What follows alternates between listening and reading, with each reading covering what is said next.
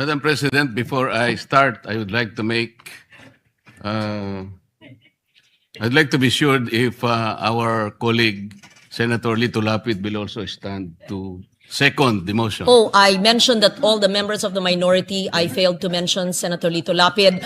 I am sure that the good senator from Pampanga would like to associate himself with the motion of Senator Subiri. Okay. Madam President, Proceed. I got his word. He is not seconding the motion of my amiable friend, the former Majority Leader, Senator Mig Subiri. Madam President, the motion was premised on Section 93 of the Senate Rules. May I read this again, Madam President? Acts and language which offend a senator or any public institution shall be deemed unparliamentary. Madam President, I have not heard any word from Senator Jaime Marcos that offended the sensibilities of our counterparts in the minority.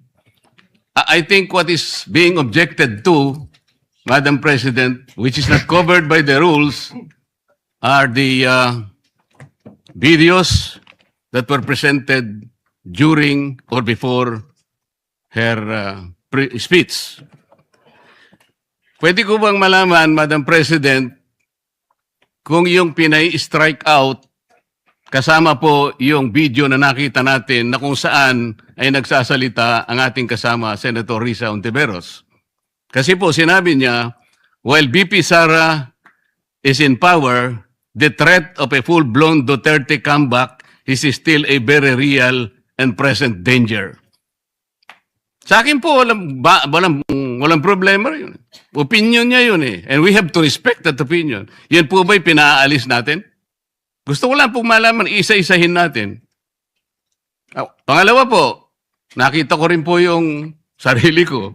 Kasi po, ako'y naanyayahan sa isang television program, tinanong lang po ako, totoo po bang merong connection yung coup?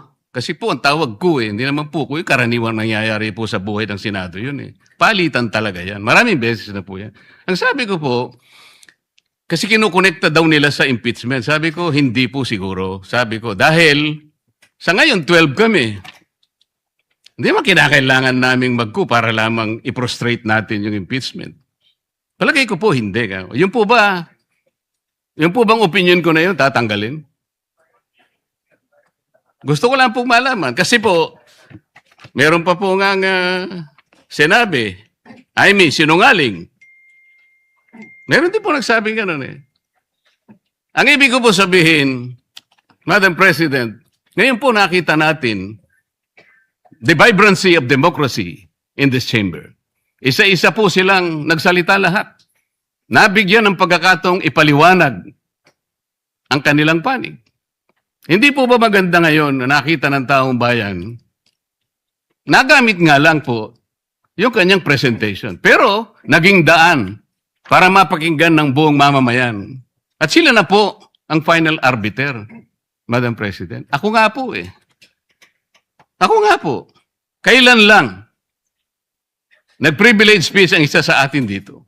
Habang nagsasalita siya, pinadaan niya ang isang slide na merong isang papel, na merong takip, at pagkatapos merong nakasulat, care of Congressman Marcoleta, 500.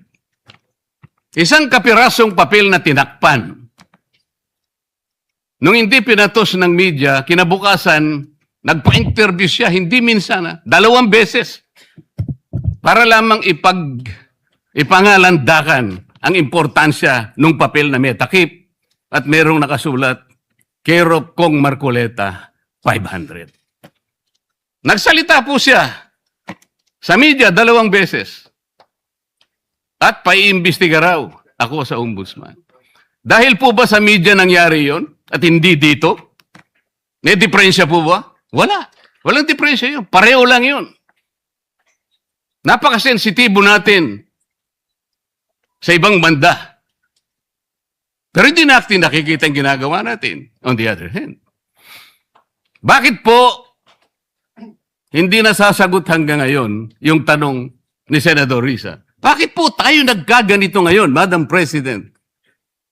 Kasi po, napigilan lang akong magtanong. Ngayon ko na po alam po ba ninyo kung bakit tayo nagkaganito, Madam President? Kasi po matagal ko nang sinasabi, 9 na buwan na po ang nakararaan, ngunit ayaw nating ituloy ang pag-iimbestiga sa flood control scandal. Isang pinakamalaking nakawan sa ating bansa. Parang ninakawan ng isang pamilya sa tanghaling tapat at ang mga magnanakaw ay hindi nakamaskara. Nakakurbata lahat. Nakabarong Tagalog. Paano hindi masisira ang kumpiyansa ng mamamayan kapag tinalikuran natin ang ganong pananagutan? Ano pong sinabi pa sa akin?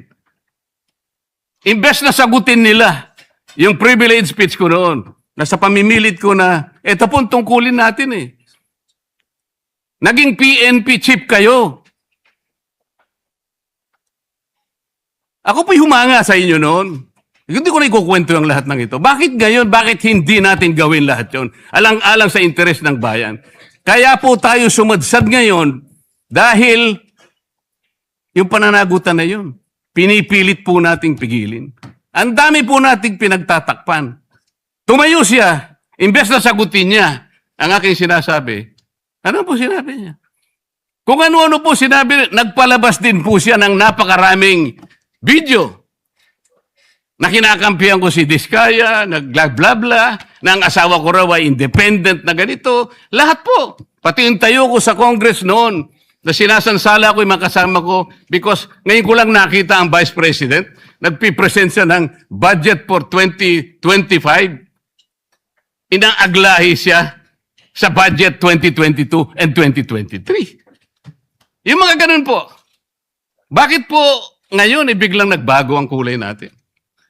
Bakit po ganyan tayo ngayon? Bakit po napakababa?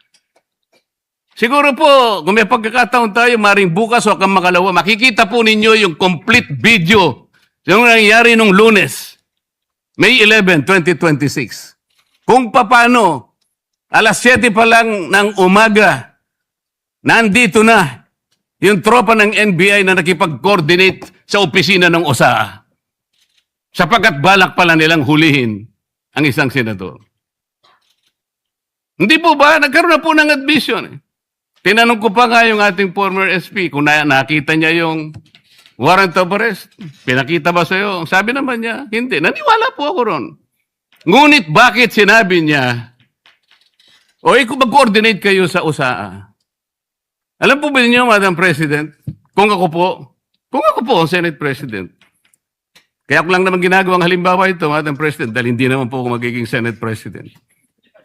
Kung ako lang, hindi ko papayagan yon, Madam President. Bakit po? Respeto na lang sa premises ng institusyon na ito. Gawin niyo ang gusto niyong gawin. Huwag dito. Nakikiusap ako, utang na loob. Huwag dito. I will do that. Pero ano po nangyari? And the rest is history. Hinabol po ng hinabol, kamuntik na pong nahulog sa hagdanan ng Senator Bato. Ganun po ba ang pagtrato sa isang senador? Sinasagot ko po yung tanong, bakit po tayo nagkaganito? Isipin po ninyo, bakit hindi kayo magsimula doon? Meron po bang isa sa mga minority counterparts natin ngayon, Madam President? Meron po bang isa na sumama sa akin nung ako'y nagsasalita na parang si John the Baptist, ako na lang ang isang nagsasalita. Ituloy natin ang investigasyon. Meron po ba silang lakas ng loob na samahan ako? Madam President? Wala po. That's why I'm objecting to the motion. Wag po tayong balat sibuyas. Wag po